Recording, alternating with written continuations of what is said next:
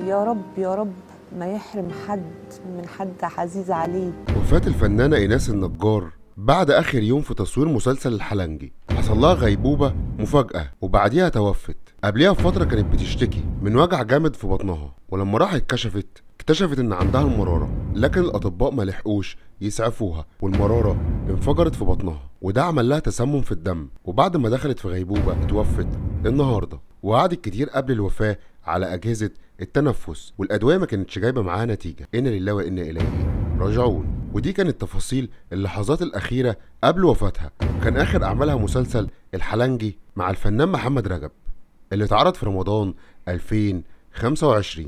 ما تنساش تكتب كومنت قبل ما تخرج من الفيديو، وتكتب لها الله يرحمها، وتحط لايك للفيديو عشان يوصلك كل أخبارنا الجديدة في قناة ماذا يحدث. نشوفكم في فيديو جديد وخبر جديد.